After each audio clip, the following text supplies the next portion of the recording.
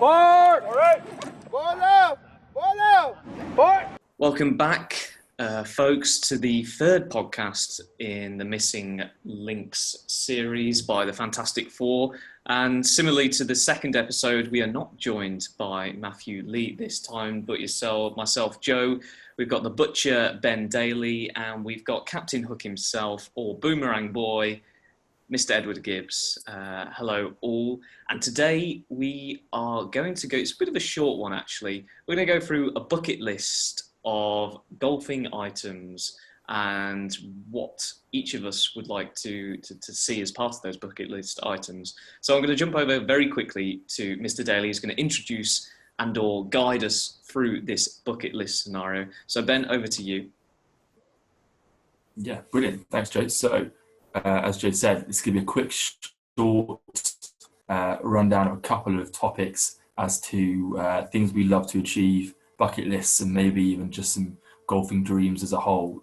First one we're going to go through, dream golf course to play. It's something everyone's thought about, something I think about a lot, I think. And I know there's definitely more than one, but we'll go through and pick our favourites. Following that, we're going to go through, talk about our desired achievements, what we want to achieve in golf, whether that's a handicap, a certain skill, a certain shot that we'd love to one day ascertain. And also, thirdly, our dream player, bucket list player to play with if we have the choice. So we'll start off with favourite, bucket list, dream, whatever you want to call it, top golf course, the one that keeps you up at night, the one that's in your dreams. Joe, far away. It's a very good question. It's something that only really came to me again the other day. Literally, I think 2 days ago, I was watching a video vlog by Eric Anders Lang on the Macri golf course up in Scotland on the Isle of Islay. And it is one of the most gorgeous golf courses that I've ever seen, exposed to the elements. And for me, golf courses are very much a picturesque scenario. I love to see the design. I like to see the landscapes surrounding them. And I would also, I suppose I like to feel that I can actually play there rather than something being completely unobtainable. I feel like given my improvements over the last 4 or 5 months, that I actually feel like I could go and play there and get round, if that makes sense. Absolutely stunning. Apparently they get loads of tourists who fly in literally for the day to play a round of golf. And then fly back later in on that same day. But it's something, it's a place where actually I would like to spend definitely a few days to take in the landscape, speak to the people, because their second biggest industry, the first biggest industry is whiskey distilleries as well, on the Isle of Islay. And there's a golf course which is owned by these obviously very wealthy landowners as well. And it looked impeccable. And something that I would like to aspire to and eventually go to, and hopefully on the journey that we're on to golfing nirvana, as we say, is our tagline on our Instagram bio, at the Fantastic Fore, in case anyone was wondering, and on TikTok and other social media platforms. It's something I'd love to play. And what more reason would you want to go to a golf course than if there's a whiskey distillery on it or nearby? Exactly. What better reason to go, eh? Exactly. And their logo is amazing. You should look at their logo. The Macri. How's it spelled? I need to stop saying it. Machrie. There we go. Back to you, Ben. Yeah, that is Scotland is right up there for me as well. And all the reasons you just said are the exact reasons why you should have somewhere that you dream about. So, Ed, over to you. Same question. For me, short and sweet, it's got to be Augusta. Every year when you watch it on TV, it just looks absolutely immaculate. So, yeah, for me, it'd just be, the dream would be playing Augusta, paired up with Tiger, playing a charity round, raising shitloads of money. Tiger offers 20k for every hole in one I make, and I make 3 in the round. So there's loads of money for charity, and yeah, that's just what dreams are made of, right? I'm sure you could stretch. Plus, like Joe said about the logo, the Masters logo is so significant.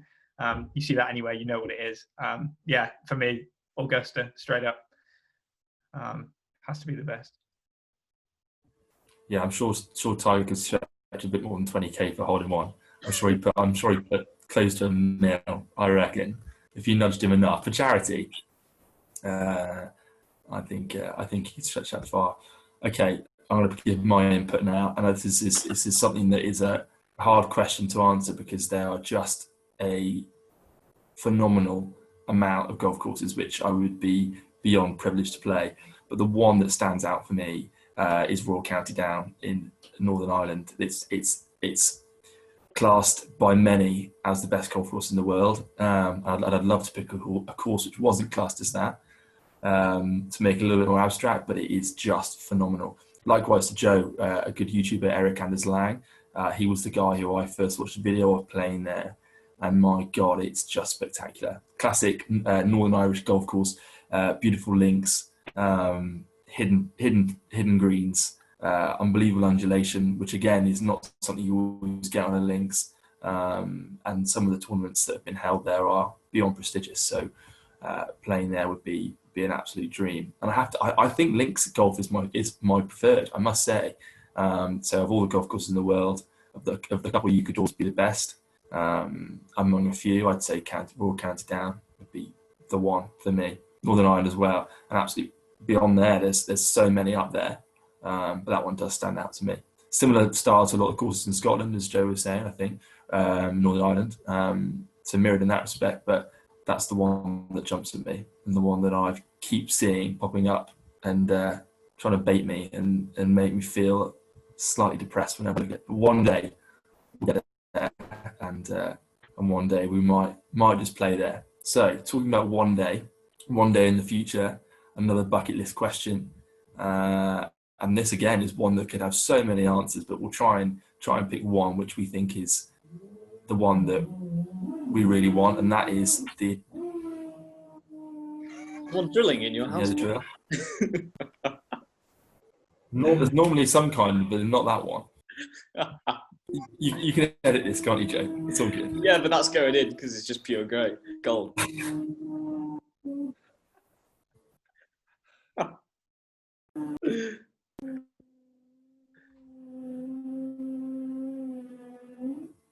It's all right. We'll carry on. Hang on. Okay. Yes. Moving on to the next one on the list. Golfing achievements. Whether that's a skill, a handicap, something which comes down to ability. And I think ultimately is probably the reason a lot of us play, is thinking about being better. And a good, I think, bucket list question is, in what respect do you want to be better? And what is the pinnacle? What is the dream? What is the achievement that will make you say, yeah, that's it, I've done it, and I have completed golf, the thing that makes you the thing that makes you feel like a good golfer, and make you feel like you've achieved something. So that's the next topic, Joe. Golfing achievements. Far away. It's another great question, and it's something that you say in terms of completing golf, and it's something that I might just rebuttal you on slightly. I would say, can you ever complete golf? That's a rhetorical question. No need to answer it. Can you ever complete golf? You're shaking your head at me for those of you listening on the podcast, and probably the answer is no. But for me, my pinnacle, and I think this stems from particularly my tennis background, my sporting background in general, is and this ties into a little blog that I've started as well called The Journey to Scratch. And it is essentially to be a scratch golfer at some point in my life. I think I've come to golf early enough in my life to a more, how would I say, more consistent degree where I could get it to that level. You'll find a lot of footballers who come to it a bit later and then end up potentially going to scratch. But I feel my pinnacle moment is to become a scratch golfer. And what that would unlock is, well, it's a journey as well at the same time. It's not just a target. It's what happens along the way that really pushes me. And I know there's tons of stuff to do. There's someone who actually followed us on our TikTok called PGA Coach, and he's got something called Project Left. He is a right-hander, but he's gone on this project left, and I think he's a 14. No, I think he's 11 handicap right now, playing left-handed, which is crazy. And I think he's on a similar journey to scratch. Obviously, he's a golf pro, but yeah, for me, scratch golf. Fantastic. So now we're coming back down to reality, and we've got a realistic target. No, I agree. I would also love to be a scratch golfer. You've got to have a goal. You'd love to see it. You'd love to see it. Oh my days, would you love to see it? And like you said, I think it would unlock so many things on a social, on a work level, on all sorts of levels. But for me, I think it would. So I was thinking about this question on more of a like a skill sense, and for me, it would have to be being able to control the ball in a way that the pros do, meaning being able to hit. So you've gone down. You're on a long par 5. You've gone in the trees on the right hand side, and you got a load of low branches right in front of you. What are you going to do? You just need to pull out that 4-iron, nail a stinger straight down the middle of the fairway, maybe a bit of right to left to bring it onto the green, roll it down the green. I just think that would be great. So in order to be able to do that, I probably do need to be a scratch golfer. So there you go, Joe. That is that right there. So yeah, for me, being able to like hit a stinger on, like, you know, out when to kind of save myself, to be able to get an intentional draw rather than an unintentional and uncontrollable hook, and an intentional fade as well. For me, I think that would just be great, bringing a bit of shape to the game. Yeah, Ben, what about you? Yeah, that's a good goal. That's a nice tangible one, because you'll be able to control the ball a bit, then a good amount, then a lot. So that's something you can have clear steps to achieve. So that's a good one. Mine is a little bit more superficial and selfish than that. I would love to win a golf competition, a scratch golf competition, and I'm deadly serious about that. I don't mean. Hey, I'm not talking on the tour. Just a scratch golf competition. Even if it's me in 20 years' time becoming a scratch golfer, I play one tournament, which is a scratch tournament, and all the guys that I'm playing with have terrible rounds, and I just play okay, and I manage to shoot level, and I win. That's me. I can put a trophy on the mantelpiece, and I can tell the grandkids that I won a scratch golf tournament. That's it. But I think with that encompasses many other achievements along the way to becoming scratch and whatnot. Maybe even winning a club championship, having my name on a board in a golf club. I often walk when we go play nice places and they have the big plaques up with people's names chiseled in. I think that'd be cool if it was my name. Maybe on the ladies' board or something like that. But that would be a dream come true, to see my name pinned up for eternity in a golf course. It's something me and Ed have already achieved at our local tennis clubs. Been there, done that, Ben. You'll get there. Yeah. You'll get there. Yeah. One day you will be Great. like Joe and I. One day. I mean, yeah. Going back to the golf chat, if you don't mind, which is a much smaller golf ball and a much smaller target, and I think takes a lot more patience. No, we won't stand tennis. It's only 2-on-1 today without Matthew, the current tennis reliant, shall we say? Yeah, I think winning a tournament of some description, a non-handicap tournament, a scratch tournament, that's where I would love to end up and love to say I've done. So that's it for me. Nice. Last topic, and quite a fun one. Bucket list. Bucket list implies that it's doable and we're going to do it, but this is maybe more of a dream bucket list. Dream player to play with. That could be anybody in the entire world, dead or alive. Dream player. Who do you want to play with? Where do you want to play with them? What kind of match do you want to play? Go. Joe, we'll come back to you. Which player or which person in the world would I like to play a round of golf with? For me, it's Barack Obama. Proven history of golfing ability, proven history of absolute ha-has on the golf course, and an incredible 4 hours, if not longer, if we're getting a pint in the bar afterwards, of geopolitical discussion, worldly discussion, potentially otherworldly discussion about our wider impact and purpose on the world, and how he feels about the social demographics of the world we live in today, and where he sees that going into the future. So for me, it's Barack Obama, and I'd like to play him where he lives at the current moment in time. I don't know if that's in Washington, DC, not Washington State, but I think he was the senator for Illinois, but I don't actually know where he would reside the most at this point in time. He was born in Hawaii, I know that. Oh, that's a good shout. One of the golf courses in Hawaii, next to those like stupidly gorgeous looking mountains, me and Barack Obama on a golf course there, a few beverages afterwards. That's me. Yeah, I'd be content. A few cheeky ciders post round. Like it. There's a great story actually about. Go on. Ed. No, all good. Go on. You go. There's a good story I saw recently. Barack Obama. He was playing around in Hawaii somewhere, and this couple had been set to have their wedding reception, or their wedding, sorry, on the 17th hole. The golf course called the couple and said, Barack Obama's coming to play golf. You're going to have to move your wedding into the clubhouse and not off the 17th hole, like overlooking the ocean. They willingly did so.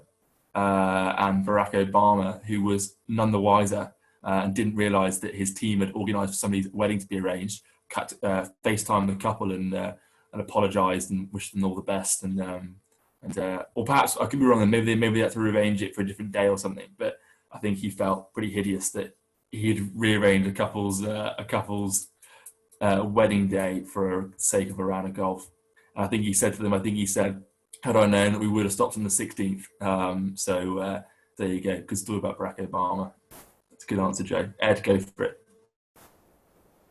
So I've got a bit more of a boring one, I guess, thinking about that. Again, I took this a bit more literally to talk golfing. So I was watching a video the other day, and I saw, so it's the Northern Trust tournament on at the minute, and I saw a video of one of the holes Phil Mickelson has on two different years that he's played there. There's one hole where there's a grandstand on the left-hand side, and both times, in both years, he has driven his tee shot straight into the grandstand and played the second shot off the tiered grandstand on the top. So I was watching that, and he's actually quite a lot of fun. So I think, that would be quite funny playing with Phil Mickelson. But a more literal thing was, I guess I've already touched on it. Like a charity round, I think they're a lot of fun. I think, we're talking Tiger, we're talking Bryson, we're talking Brooks, Rory, JT. JT. Big JT. And I think, what John Terry just intimately. Exactly. And like Ian Poulter. And I just think that'd be an awful lot of fun playing a charity tournament with those guys. You've seen the videos where they're all mic'd up, and I think if obviously on the day I'd naturally just bring the level to go around and be competitive with them all. You just got to step up sometimes. So naturally that would happen, and I just think that'd be a lot of fun. Those guys would be, they've done it. You've seen the videos before where they were. It was like 20. I think it was like 20, 30k. We're on the holes. So I'd match them with like maybe 20 or 30p for a hole that I'd donate. But yeah, no, I think that'd be a lot of fun playing like a charity match with those. Ben, what about you? I'm intrigued to see what you're going to come up with here. No, that's a good one about the charity match. I think it was Tiger and Peyton Manning versus Phil Mickelson and Tom Brady recently, where Brooks Koepka called in and said, Tom Brady, 100k if you can par this, and he holed out for eagle from about 130 or 40 odd yards, and Brooks said it wasn't a par, so but he gave the money, and that's the kind of money these people are willing to throw out of charity, so that'd be a good one to go and do for sure. Mine, having thought about this, is well, the thing I want to play in is the Pebble Beach Pro Am. That would be the dream, because you get all the celebrities going and playing there, the likes of Bill Murray, Justin Timberlake, not quite the Barack Obama, he's a bit too cool for that, but all sorts of celebrities, and to play someone like that in such a, again, they mic those up, it's all very well recorded, looks like it's just unbelievable fun. But the one I want to play with is a chap called Kelly Slater, who I don't know if many of you will know, 11-time world surf champion, Kelly Slater, who has been my idol for about, well, as long as I can remember, posters on the wall kind of stuff. He was the guy I wanted to be growing up, and only in the last few years did I realise he's actually a single figure, well, a 1 or 2 handicapper, brilliant golfer, and so that made me love him even more. So to play around and golf with him, talk all things the ocean, that's a match made in fantastic. heaven. So again, that's an absolute match made in heaven. You and him. it's ideal. He's brilliant. He's a proper cool guy.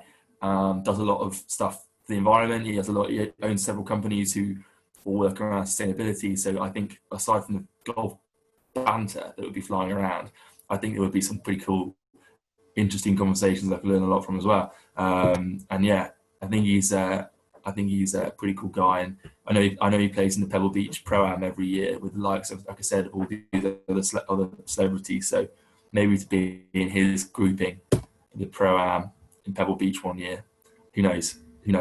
Maybe not a bucket list, more of a dream. Perhaps if I win the lottery, they'll let me pay them to come and join. But that would be definitely the choice for me. And that rounds up the 3. I'm going to throw in a bonus question that I've thought of, if that's okay.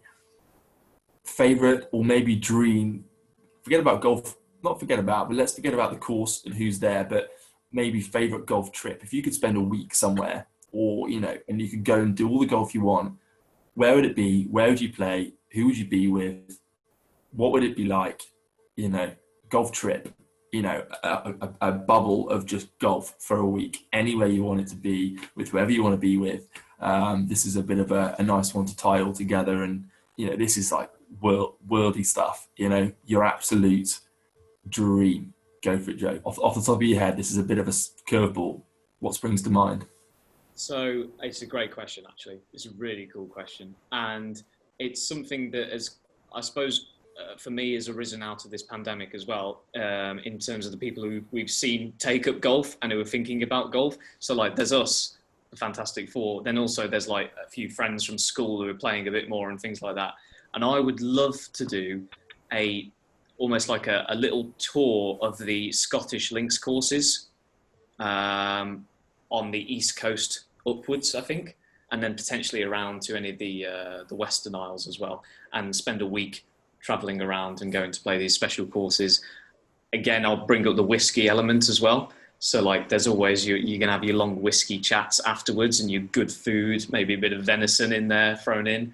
So some absolutely tremendous food. Ed's already like seeing this and being like, absolutely love it. And also, for those of you who don't know, I love a spa as well. So any spa-based hotels and golf courses, that scenario with my mates, that would be tremendous. Oh, and obviously I include you boys in this totally as part of that. So, and you've seen me at my worst and you've seen me at my best. So it'll be good. Good answer. I like that. Ed? Me too. I like that a lot. The moment you mentioned venison, my ears pricked up. Venison. I saw. For me, I'm going to have to say, I think there are so many amazing places you could play, but I'm thinking southern Italy. I think Croatia, southern Italy. Trip down. I'm thinking nice wine. I'm thinking nice cheese. I'm thinking the boys there as well. I'm thinking just friends. Like I just think nice wine, cheese. The boys. What more do you want on the Amalfi Coast? Like, does it get better than that? I don't think so. I don't think so. I don't think there's any more to say. I think that kind of sells itself. Yeah, you don't need to do it. My mind is already there. You just said it, and my mind's gone there. So yeah, that does it. That's a good answer. Unfortunately, I would love to come up with something original, but frankly, Joe, I can't differ my answer to yours one bit. I can't. I mean, my dream for a long time has been to play golf in Scotland. I've not yet done it. I spent 2 weeks there last summer, not playing golf. Did about 2,500 miles, and every couple of hundred you'd see a golf course, and I'd go, I wish I was playing golf. Every day you'd see a new course. You drove past. You drove. I did not quite past, but within a close enough vicinity that I could almost smell the freshly cut greens. St Andrews, Glen Eagles, Loch Lomond, Royal Troon, just to name a few. That I felt like I could taste them, and I was so close. And I just thought, wow, that's what I'd rather be doing, rather than stuck in a stuffy tent as I was for 2 weeks. I would have been dying to have done my dream golf trip, getting a nice car for a week, maybe a couple of sports cars, doing 2,500, 3,000 miles. Well, no, hang on, that's quite a big ask. If we're doing a week, we'll do a bit less than that, but you get the idea. And stopping at the odd distillery on the way would be beyond a dream. Maybe catching a few nice weeks of good weather as well. With again, the golf boys. If you don't like golf, you're not coming. You know what I mean? You're not on the list. But that would be my absolute dream. And yeah, I'd love to give a different answer to Joe, but I just can't. I'd be lying if I said I wanted to go anywhere else more. One day, and it'll be done. It'll be done. That's the dream. That is the dream. That is a really good suggestion. I think that also sits highly with me, because and it's so close. Yeah, it's on our doorstep. It's a couple of hours drive away, you know, and people forget that we are so lucky with what we have here. Jumping back to our last podcast on Shropshire, we talked about how much we have on literally our doorstep, and you've got Scotland, some of the best golf in the entire world, arguably the best golf in the entire world, within half a day's drive, you know, and there's nothing to stop us doing that. Hey, if we wanted to, every weekend we could drive to Scotland, stay in a tent and play a golf course and come back again. It would be ridiculous, but we could do it, you know, and that just goes to show how close it is, and I think how much we take it for granted. So I look forward to maybe getting my teeth into some of those courses when as time goes on, and realising the possibilities that are so close. And we would encourage, I think we can all concur that we'd encourage anybody to comment on this and to get in touch. And if you've got any suggestions or bucket list ideas yourself, your course, your achievement, your favourite player, let us know. And it'd be good to hear some other opinions on that, because we're all good and well in our nice little bubble of what we want, but it'd be good to hear what other people find interesting and find important within their golfing bucket list as well. I think it's a really good topic, and something to work towards. But boys, we got anything else to add to that? Nothing on what you've just said there, and a very good point on asking others, because we only see things from our bubble, as you say. There's a lot of other interesting people that I would probably like to play with. Some of the top women golfers as well, I'd really enjoy playing with and seeing how they play golf and how they approach things, because I think some of the things that at least I've encountered here is that it is we see it at Hawkston Park in the bar. It seems to be just men who are playing golf, which is an unfortunate thing that we still see. And I think it's something that I think golf is a very good opportunity, given the different variables to it. You're obviously the aesthetics, the side of things, the discipline, the sporting nature, the competitive nature in itself. It should be a very inclusive game altogether. So there's a lot of points there as well that we haven't touched upon that I'd like to see a lot more of in general. But no, I think you've summed it up very nicely. That's good. I'm glad you mentioned that. Touching back on that, this has just sprung to mind. But talking about bucket lists, playing golf with different people, and a good theme in our podcasts is why we play golf and stuff. And there's a video which is one of the most touching videos I think I've ever watched. I don't get emotional about stuff often, but this was a real, tearjerker. There's you may have seen it. It's a girl whose name I can't for the life of remember, who gets to play a par 3 18th on a course in America. Again, can't remember the course. The grandstands kind of thing, full of people, and she plays with Andy Woodland. Somebody Woodland. I can't remember his first name. That's not very good.